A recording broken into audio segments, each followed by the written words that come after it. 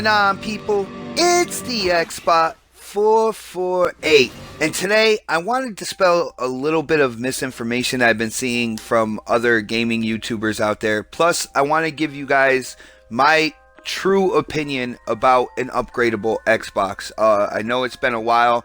I was planning on doing, letting my exact thoughts be known on the Crossfire podcast. Unfortunately, I had some personal issues to take care of. I really couldn't get into the podcast last Friday, which I do have to say I apologize to Mooch. Guy, he's an awesome guy, and I do apologize. I just really couldn't do it that Friday, kind of last minute or whatnot. But I do hope that I could be invited back. I hope that it didn't ruin my credibility with him. I really wanted to be on that. It's just there was no way I could. Alright, and let me just point out the gameplay here. I am using Fable Legends gameplay because, with the announcement of canceling the game and whatnot, ceasing development of the game, I wanted to show people exactly what they were missing. I was in, I was beta testing the game, and I wanted to show how cool this game really looked, and show people that, this could have had a spot, in the gaming community on Xbox. And me and my wife were really disappointed that they ceased development on this. Alright, so now I've been watching a few YouTubers videos and stuff like that, and talking about the whole future of Xbox when it comes to upgrades and stuff.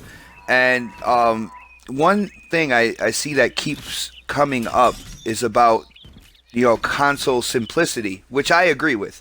It's one of my main points of owning a console, is what I call ease of access.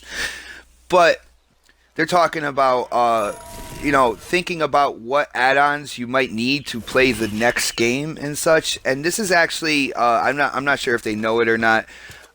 This is actually some misinformation here. If you listen to what Phil Spencer said about the future with hardware upgrades and stuff like that, he basically states backwards and forwards compatible, meaning that if you are the type of person that would just like to buy a console and just stick with that absolute ease of you buy a game, you pop it in, it's gonna play, that's gonna be there. All right, I think what it's going to do, it's going to scale up or down according to the hardware that you have the game in. So, like, say they come out with the external GPUs, right?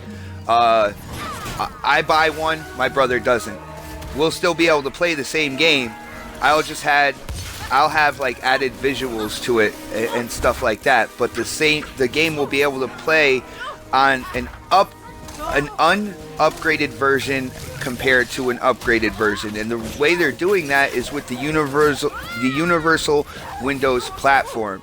All right, it's the same way that with their apps, how you can run a mobile app on your phone, and then with the Continuum, like, you plug your computer screen and keyboard into your phone, and it scales up to a full version of that app on that computer screen. It's Microsoft technology. It scales up and down according to the device you're running it on, and that's one of the main things with the universal Windows platform.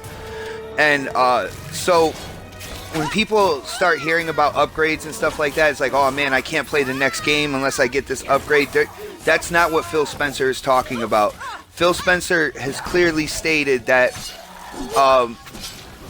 with that long-term plan, and what he sees, his vision here, is that, the system will be backwards and forwards compatible, which also means anything, I think he's talking about possibly the next iteration of Microsoft's console. I'm not too sure about that. Like I said, there's not a lot of information out there. He said this stuff to try to kind of comfort the console gamer and let them know that Microsoft is not forgetting about them and just running straight to PC. That's what he was trying to do. I'm not sure if what he said actually helped at all. But with the Universal Windows platform, they're able to make a game on that platform. okay? And then whatever device you decide to run that game on, that game will scale up or down according to your hardware. And I think that's what he was going for here.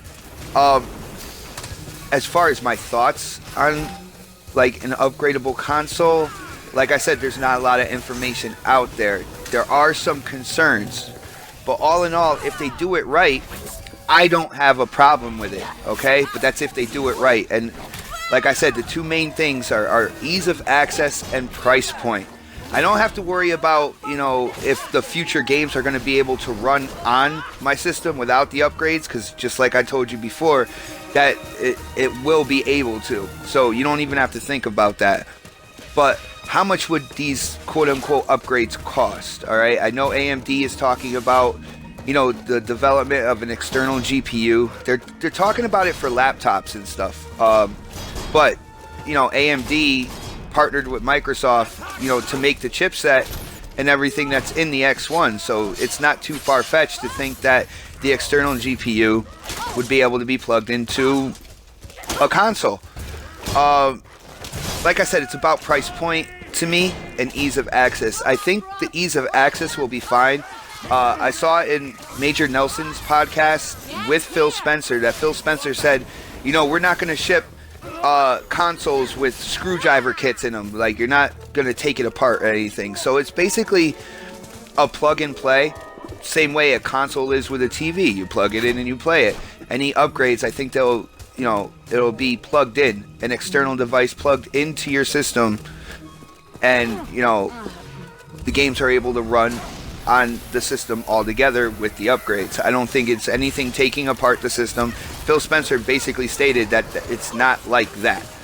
All right, so if it hits the ease of access, and the price point, I'm excited for something like that. I mean, I was excited when the 360 first came up, and they showed how easy it was to take off the faceplate, to switch the hard drive to get a better hard drive. Now, I know that isn't the core hardware, like the CPU, GPU, stuff like that, but I wasn't really in the YouTube community at the time. I wasn't, I didn't really look at the communities so differently. Of course, I had like people that were diehard Sony fans walking up to me buying games and stuff. I did previous videos on this that bashed me for owning like a 360 and now an X1 and stuff like that.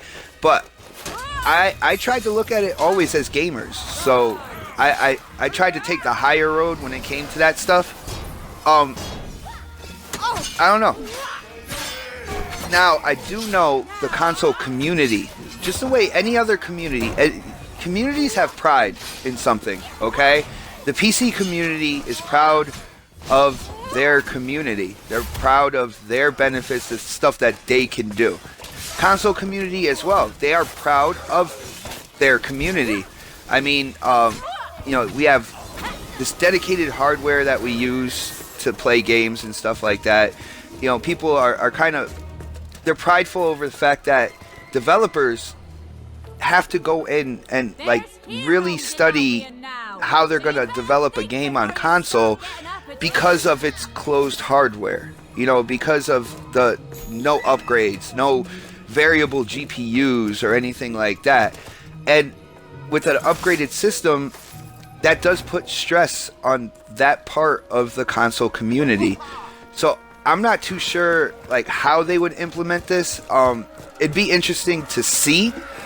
Like I said, there's not a lot of information out there.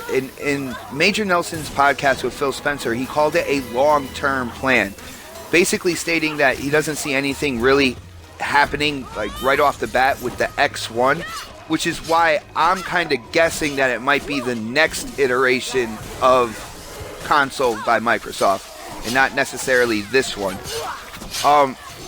But that's the only concern I have is the identity of the community, and I think that's what a lot of other people have concerns about. They have pride in their community, they have pride in being a console gamer, they have pride in being an Xbox gamer, and it'll be interesting to see how they can keep that community pride with such a big almost revolutionary step. I mean, I know Sega's done it before and stuff like that.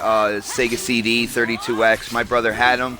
I absolutely loved that whole system. When it was all put together, he had the old Sega CD, which was the big box that you put under the Genesis and stuff like that. But that whole system put together, to me, was absolutely awesome. There is one other concern I do have, and that is with, you know, developers. Now, if you look at Halo 4, when Halo 4 was developed on the 360 and it came out, a lot of people could not believe that that game was built and run on the 360 with the 360's hardware. And that is because the devs, you know, went into the API and learned, you know, they used all sorts of shortcuts and stuff like that, and to really make that game look incredible on the 360. And the thing is, when you have that closed ecosystem of hardware and, you know, that API, that's where it pushes the developers to try to do more, to find creative ways to code for a game and stuff like that. And if the hardware isn't closed, if, you know, developers know that there's going to be upgrades down the line and stuff, I don't see them putting in that time and effort to really get into the API, understand all of its workings, and find creative ways to code a game, to make it run on hardware that nobody thought was actually possible. It pushes the development of games, because then you have these ways of coding games to move on into the future, and, you know, as hardware does expand, it'll get better. But that closed hardware ecosystem was used as a catalyst or a point of motivation for developers, in my opinion, to get more out of the hardware than people thought was possible. And when you add the upgrades into this, all of a sudden the hardware is not really that closed hardware ecosystem.